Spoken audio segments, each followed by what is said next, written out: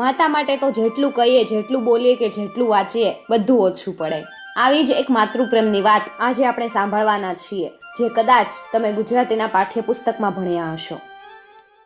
કોઈ અવધૂત જેવો ગિરનાર બેઠો છે, એની જટા જેમ પ્રદેશના પશ્ચિમી જંગલોને લોકોએ નામ આપ્યું છે ગીર. સદીઓ જૂના આ પ્રદેશમાં વસતી માલધારી કોમના અત્યારે 129 જેટલા નેહડા છે. હંમેશને માટે એમને કાળના મુખમાં રહેવાનું, છતાં પણ જાણીએ કે અજાણીએ ડર ન મળે.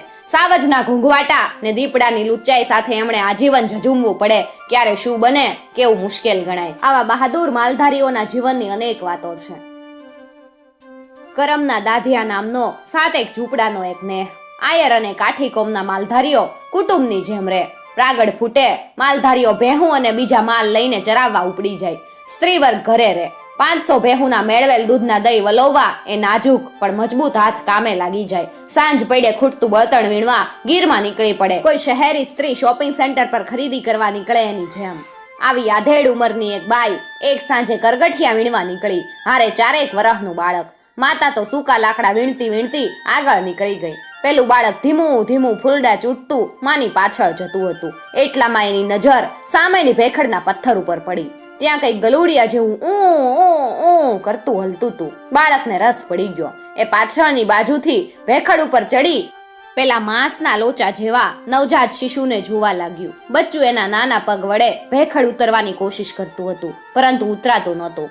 એથી વિચિત્ર અવાજ કરતું હતું. બંને એકબીજા સામું આંખ પરોવીને જોઈ રહ્યા. ક્ષણમાં દોસ્તી બંધાઈ ગઈ. પેલા માલધારીના બાળકે એને વહાલપૂર્વક ગોદમાં તેડી લીધું. પોતાના નવા દોસ્તને વહાલથી હાથ ફેરવતો તે નેસ ભણી જોવા લાગ્યો.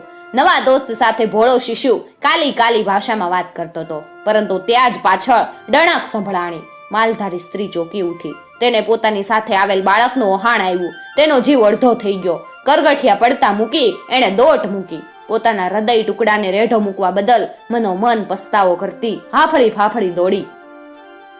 પરંતુ કાટ વટાવી જ્યાં ભેખડ પાસે આવી ત્યાં તો એણે સામેનું દ્રશ્ય જોયું.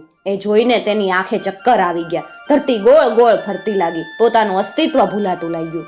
વાત એમ હતી કે ભેખડની બખોલમાં સિંહણે બચ્ચાને આગલા દિવસે જન્મ આપ્યો હશે, એટલે 2 બચ્ચા બોર્ડમાં હતા. એમાંનું એક બહાર નીકળી આવેલું. સિંહણ મારણ કરવા ગયેલી એની પાછળ પાછળ. પરંતુ માનવ બાળની ગંધે સિંહણ તરત જ પોતાની બોર્ડ તરફ પોતાના વહાલ સોયાના રક્ષણ માટે દોડી આવેલી. જ્યારે પોતાના શિશુને પેલો બાળક ઉઠાવી જતો જોયો એટલે તેણે દૂરથી જ ત્રાડ નાખી હતી. આ બાજુ પેલા માલધારી શિશુની માતા એના બાળકના રક્ષણ માટે દોડી હતી. વચ્ચે 2 ભૂલકા, એક પશુ દેહધારી, એક માનવ દેહધારી. કુદરતની કેવી બલિહારી. માલધારી સ્ત્રીએ દૂર ઊભા ઊભા પોતાના બાળકને બગલમાં રહેલ સિંહબાળને છોડી દેવા બૂમ પાડી. છોડી દે, છોડી દે, છોડી દે બેટા, બેટા છોડી દે. પણ બાળક હાથ આવેલું આવું અદ્ભુત રમકડું કેમ કરીને છોડે? માનો જીવ તાળવે જોઈતો.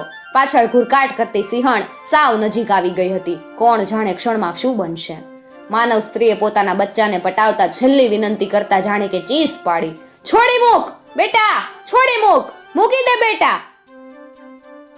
સિંહણ પણ બાળકની ફક્ત 7 ફૂટ દૂર પાછળ પાછળ ચાલી આવતી ઘુરકાટ કરતી હતી. એની આંખોમાં અજબ પરિવર્તન આવી રહ્યું હતું.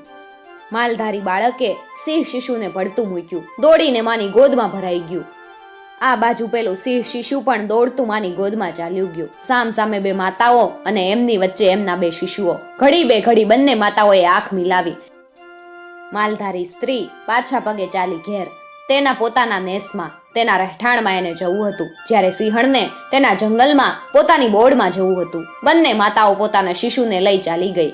એમના ખોળિયા જુદા જુદા હતા, પરંતુ શિશુ પ્રત્યેની મમતા અને પ્રેમમાં કશોય ભેદ નહોતો. માનવ હોય કે પશુ, માતૃ હૃદય તો સૌના સરખા. કનૈયાલાલ રામાનું જે માતૃ હૃદયના શીર્ષકથી આ વાત લખેલી છે, અને ગુજરાતીના પાઠ્યપુસ્તકમાં તમે આ વાર્તા જરૂર સાંભળી હશે. મિત્રો, આવી જ બીજી જૂની યાદો તાજી